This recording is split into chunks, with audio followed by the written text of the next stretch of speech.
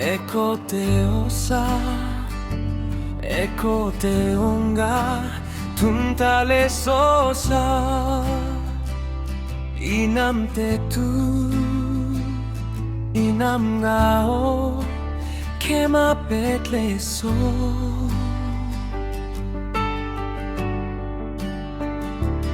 Eko te osa, eko te unga, tuntale sosa,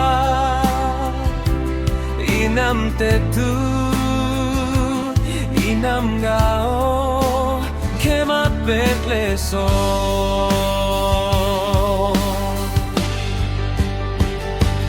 Na pepe Yesu nyulai, pe thao tain tain ninam hiyo, nyoko thun planche kyam lai abing medva. Na pepe Yesu nyulai, pe thao tain tain ninam hiyo, nyoko thun planche kyam lai abing medva.